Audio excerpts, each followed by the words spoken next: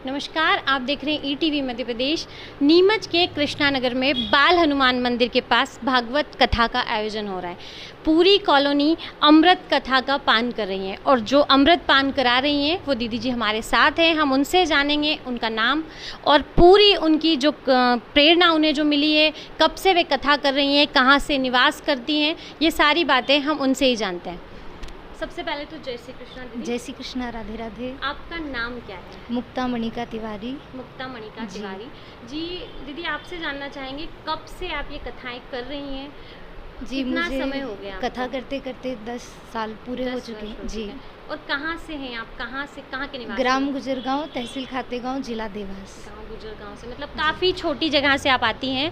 तो आपको ये कथाएं करने की या ये प्रेरणा कैसे मिली? जैसे आजकल लड़कियां अगर कोई स्टडी कर रही है तो कोई डॉक्टर बनना चाहती हैं, कोई पायलट बनना चाहती हैं, और अगर इस क्षेत्र को छोड़ के आप एक कथावाचिका बनी है, एक सम्मानीय अगर देखा जाए तो बहुत सम्मानीय ये जो जगह आप बैठी हैं व्यासपीठ पर, इसकी प्रेरणा आपको कैसे मिली?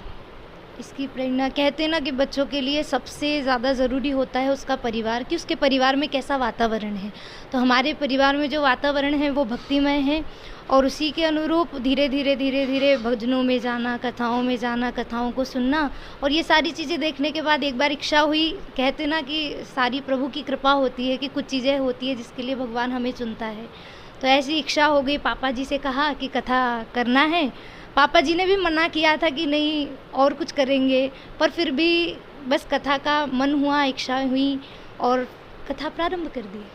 हमने सुना है आप भागवत के साथ साथ ही नानी बाई का मायरा भी करती हैं, जो बड़ा अच्छा करती हैं। यहाँ तो हमें अभी तक सुनने का नहीं मिला है, मौका आगे चाहेंगे कि मिले। यहाँ के जो लोग हैं वो इन्हें बुलाएं और हम इसके बाद अनवरत इनकी कथाएं नीमच ज़िले में सुनते रहें। यहाँ आप जो आपके जजमान हैं वो किस निमित्त उन्होंने, क्योंकि कोई न कोई निमित्त हर चीज़ का होता है, तो जो भागवत आयोजन किया जा रहा है उसका भी कोई निमित्त रहा होगा, तो क्या निमित्त है? और आपके जो जजमान हैं अभी इसके, वो कौन है? वो भी उस बारे में मिश्रा परिवार के द्वारा ये कथा का आयोजन किया जा रहा है और उन्होंने उनके पिताजी की स्मृति में, श्राद्ध पक्ष चल रहा है जैसे कि आप सभी को पता है, तो बस उनकी स्मृति में ये कथा कराई जी। तो आपसे और कुछ जानना चाहें कि ये जो चीज़ें हैं, या आपके साथ जो टीम है, या कोई और अगर आपसे जुड़ना चाहे, आपकी कथाएं करवाना चाहें, क्योंकि जहाँ से आप हैं और शायद नीमच ज़िले में आपका पहला ही आयोजन है और हम चाहते हैं कि नीमच में और ये आयोजन बढ़े, इनकी संख्याएं बढ़ें, तो आपसे वो कैसे संपर्क कर सकते हैं? पहली बात। दूसरी बात, क्या आपके परिवार में पहले भी कोई कथा करते रहे हैं जिनसे आपको प्रेरणा मिली है? कोई ऐसी फैमिली से आप जुड़ी हुई हैं जो इस क्षेत्र में रहे हों?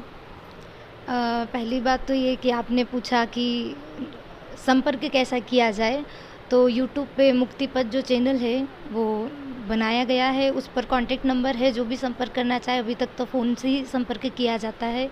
और दूसरी बात आपने पूछा था कि आपकी फैमिली में पहले भी कोई इस पद पे रहा है, इस पथ पे चला है, जिसके पीछे पीछे आपको प्रेरणा मिली और आप इस पथ पे निकल गए, या आप प्रथम हैं जो अपने परिवार से कथावाचिका बन के आई है सामने? जी, परिवार में जो दादाजी थे वो ज्योतिष आचार्य ज़रूर थे, पर श्रीमद् भागवत कथा और जो कथा का है वो आपने ही जी। शुरुआत की।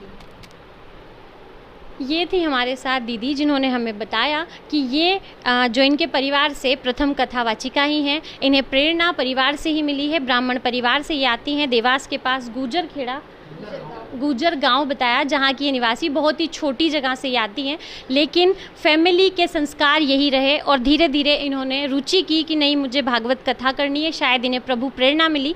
अब हम इनका जो प्रथम आयोजन बाल हनुमान मंदिर के पास रखा गया है, हम चाहते हैं कि अधिक से अधिक लोग उसमें सम्मिलित हों, जिससे कि पता चले कि जो दीदी जी हैं बहुत ही अच्छी इनकी वाणी है, बहुत ही अच्छी ये कथा करती हैं। नीमच में अधिक से अधिक इनके आयोजन हो और हम इन ईश्वर से दुआ करेंगे। और हाँ, ये कहा जा रहा है सिर्फ भागवत ही नहीं, नानी बाई का मायरा भी दीदी बहुत अच्छा करती हैं। और ये थी हमारे साथ दीदी, जिन्होंने इनकी पूरी चर्चा, इनके जीवन की जो अनवरत कड़ी थी, हमें बताई कि ये कैसे जुड़ी, किस परिवार से जुड़ी हैं, कहाँ से आते हैं, सब कुछ। और आप लोग अगर संपर्क करना चाहें तो इनके अपने चैनल का नाम बताया है, जिस पे इनके कॉन्टैक्ट नंबर लिखे हैं, आप इनसे संपर्क कर सकते हैं। कल जब नंद उत्सव यहाँ पर मनाया गया तो आनंद आया था या नहीं आया था? क्या था? आया था? और जब मेरे प्रभु अवतार लेकर के गोकुल में आए थे, जब मेरे कन्हैया अवतार लेकर के आए थे, तो हर जगह आनंद मनाया जा रहा था। हमने तो 15 या 20 मिनट का आनंद उत्सव मनाया था महाराज, और उसमें भी हमें बड़ा आनंद आया था। पर जब मेरे प्रभु अवतार लेकर के गोकुल में आए तो वहाँ 15 मिनट, 20 मिनट, 1 घंटे, इतना आनंद नहीं महाराज। कितना आनंद मनाया था कि वहाँ पर आनंद की कोई सीमा नहीं, समय की कोई सीमा नहीं।